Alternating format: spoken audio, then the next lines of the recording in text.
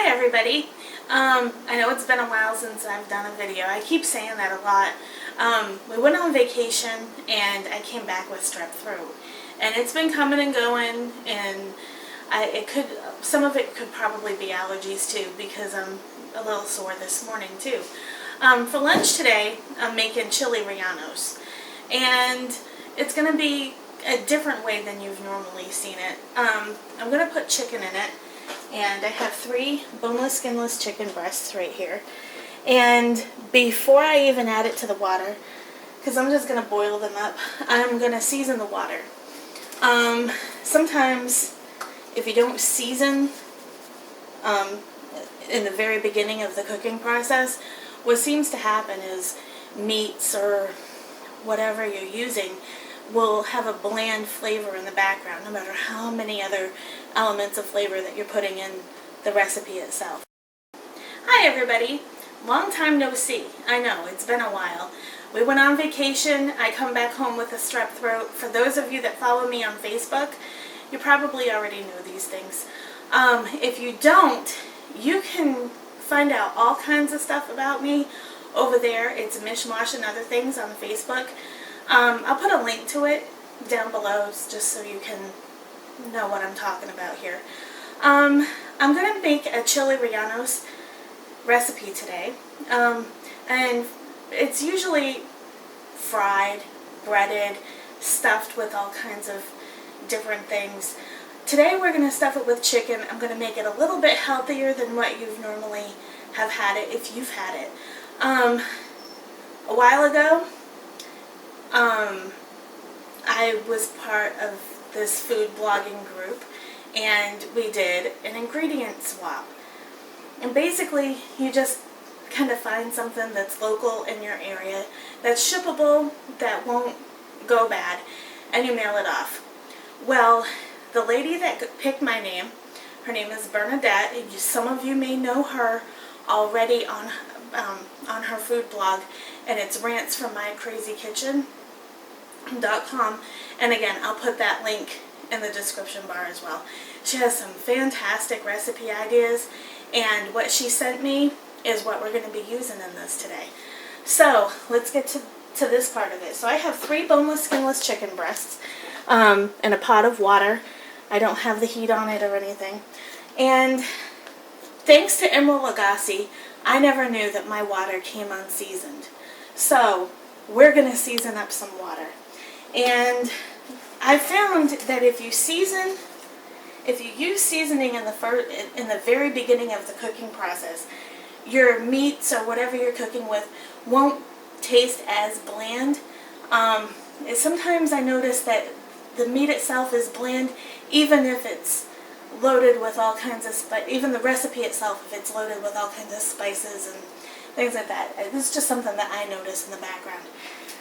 Here I have some seasoned salt, and I'm not going to measure any of this because it's just going in water, and it's very little of it. The flavor is going to penetrate through the chicken, but it's not going to be overwhelming. And then I'm going to throw in some thyme. That's a lot. And and again, I'm not measuring here because this isn't, this is basically what you like. If you don't like anything of what I'm using, use something that you do like. This is some rosemary I'm throwing in there. I just think that thyme and rosemary go so well together for chicken or any kind of meat.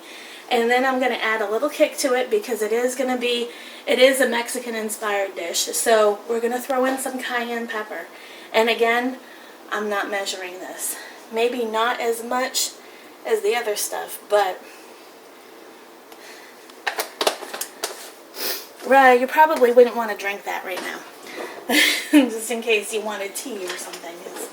We're going to give this a little stir just to get all those flavors in there. And I'm not going to roast this because there's a reason to my madness. I'm going to poach these in this water because when they're done, we're going to shred them. Excuse me. So I'll be back when I'm ready to shred this, and I'll show you all the other stuff that we're going to do. Hi everyone, we're back. The only thing I did different to the water that I was cooking the chicken in is I just went ahead and threw a small part of a lemon.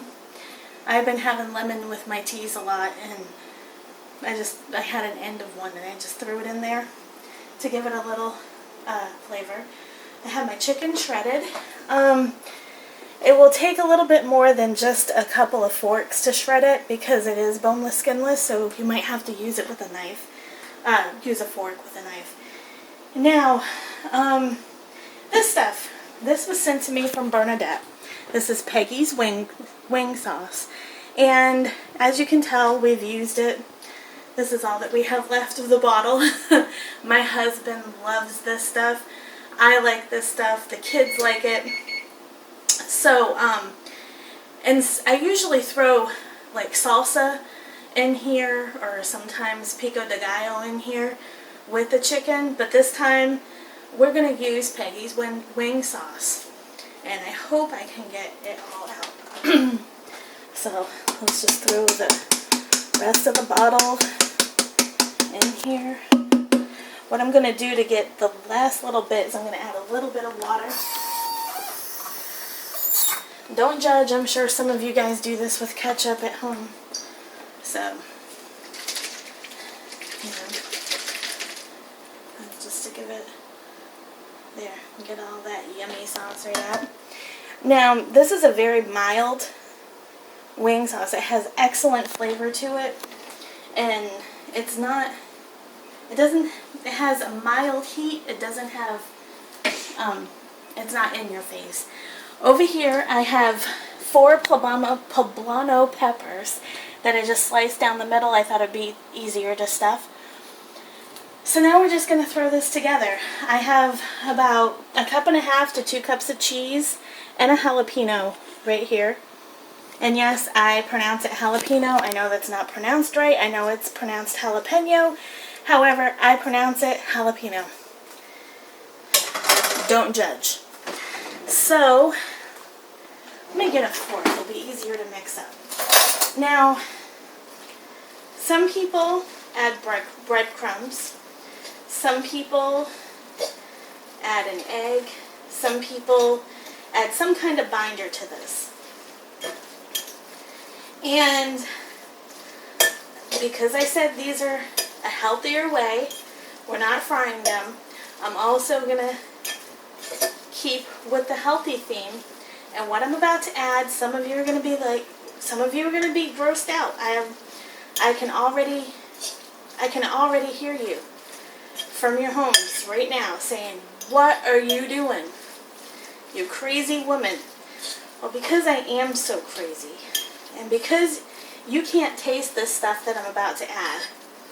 You can't taste it. It winds up tasting just like what you're cooking with. I'm going to add a binder. This is ground flaxseed. Okay, you can ground your own flaxseed. You can use ground flaxseed. Or if you're too grossed out by this, just don't use it. Use breadcrumbs instead. I'm using this as a binder. And that's a heaping 1/8 of a cup. And all this is going to do is add a lot of omega-3s to this. It's going to add a lot of nutrients to it. And you know what? We're not going to taste it. When Toby does his taste test for this, he's not going to taste it. He's probably not too keen on the idea of it right now, but he'll be surprised because it tastes just like what you're cooking with. It doesn't taste anything different. It's just going to give me a little bit of a binder. So far, he hasn't given me any weird looks yet, so maybe I'll be pleasantly surprised, huh? Okay, so now I'm just going to take a tablespoon and I'm just going to fill these up. And I didn't pre-cook them. I didn't throw them into water or anything. I don't even have them mixed with some extra virgin olive oil. Okay, so there's one stuffed pepper. That's going to go. And I'm just going to go ahead and I'm going to stuff all these, and I'll be back. And this is what they all look like, all stuffed. They're a little overstuffed because I wound up with a lot of stuffings. I just figured, what the heck, I'll just throw it all on there. And now we're just going to sprinkle with a little cheese. And since we're not frying these, and they're not breaded or battered and deep fried, we can go ahead and we can afford the calories with a little cheese. And all this is just, it's skim milk mozzarella with provolone cheese and a little cheddar. That's all it is. It's a blend you can get at Sam's Club. And that's why this bag is so mondo. But we are just in a household where we like a lot of cheese. There's nothing wrong with being cheesy, okay? So, we are going to put these in a 350-degree oven, and they're probably going to bake, I would guesstimate, about 20 minutes. If they're done before that, I'll see you soon. We're just going to pop them in here. I should probably have another pan underneath just in case the cheese melts over, but you know what? It's a self-clean oven. So, I'll see you in a few minutes. Hi everybody, we're back, and this is what the Chile Rellenos looks like when you bring them out. And, you know, they're already cooked, so we're basically softening up the pepper a little bit and melting the cheese. And that takes probably about 15 minutes in a 350-degree oven. You can go higher, just keep a watch out. Make sure your cheese doesn't burn. So over here, I have Toby's plate ready. I just threw some tomatoes on top because he loves his tomatoes. These are not from our garden yet. We'll have that video coming up. I have a bunch of things in the works right now for Scentsy. I'll be starting another YouTube channel for that only. If you're interested in Scentsy or want to know what it's about, contact me. I'll give you all the information, and I'll put a link to my website in the description bar. All the links for Bernadette's website, for my fan page on Facebook, all those will be in the description bar. So it's Toby's turn. He's going to do a taste test for these. And if you try these, let me know how they turn out for you. So until next week, guys. See you next time.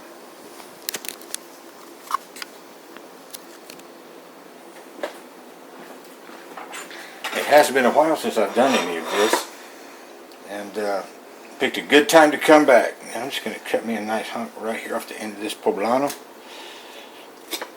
Look at that, just cut right through it real easy like. Whoops. Big old bite.